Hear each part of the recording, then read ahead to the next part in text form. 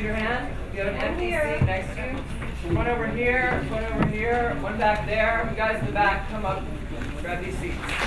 I was going to ask if anybody likes theater in this audience. Right here. My name is David Pincus. I'm the chair of Community Board 4's Theater Task Force, and it is my intense pleasure to welcome such a diverse, talented, smart, and passionate group of individuals, and I'm talking about you and our panel, to join us tonight to talk about the state of small to mid-sized theater in New York City. The reason we're here is because this is an incredible moment in time when forces beyond our control are affecting our daily lives. And more specifically, for the arts, when we had an amendment called the Coburn Amendment, which, if you folks know, it's no more, and it's a beautiful thing. And the reason that it's no more is that there was hundreds of thousands of individuals and arts organizations who rose to the support of restoring $50 million to the National Endowment for the Arts Fund, and it was because of citizen activism. And look at this room tonight, folks. You should applaud yourselves because we're all fighting and learning about what we need to do for the arts. Everybody knows that no matter where you come from, every night there are people in this world, whether it's people in Southern Illinois, in Utah and Iowa, there are kids who are talented and want to make their way to Broadway or the box theaters not on Broadway, and they're dreaming every single night. They want to get out of Montana, they want to flee Iowa, and they want to come right to the center of the universe, which is New York City. And when they get here, what do they dream about? They dream about the theater. This is their goal since they're little kids. In fact, some of you in this audience probably have lived your life on that basis. And the reason that we need all those young, talented people to come here is just good for business for the city. What makes us different from any major city in the world, we're the best at this. We're the best at theater production. We're the best at the arts. We're the best in our cultural institutions. And quite frankly, politicians, like some Wall Streeters, have thought this industry would sustain itself. That no matter what was thrown at it, we all thought theater's going to be here, Broadway's going to be here, off-Broadway, off-Broadway, it's always going to be here. There will always be creative people, and they were able to ply their trade.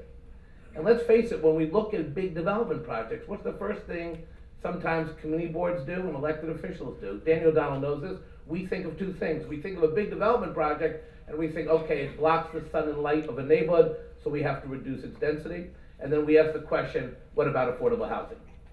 We sometimes never get around to asking that development, what is the impact on the surrounding cultural institutions, the arts, the theater, and if you're going to build, are you going to ensure that you keep these developments, these art institutions in place for the next generation? Somehow we don't always ask that question.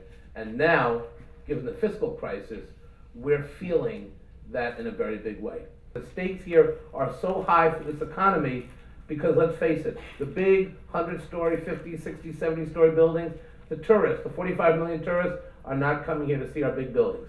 They're not coming here to see our large big box stores. That's not why they come here. The reason they come is because they want to see our art and our talent, and they also want to get a peek at us because we're so different looking.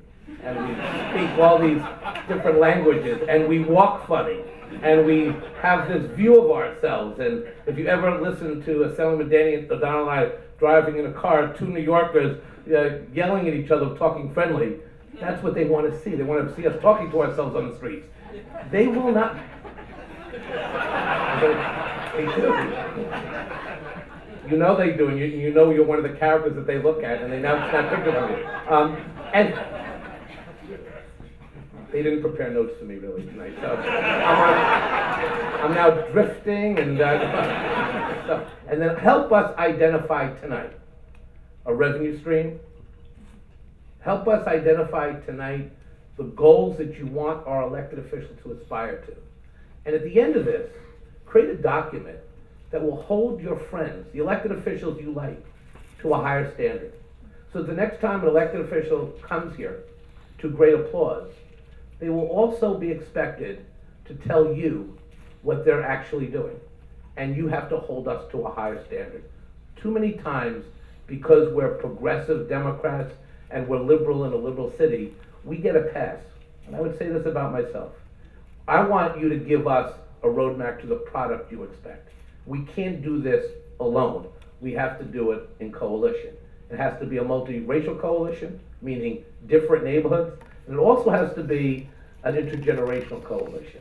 We gotta energize the young people, and we gotta put them together with the older folks, and then we gotta be able to campaign to keep our small theaters at the top of the priority list when it comes to recession and difficult times.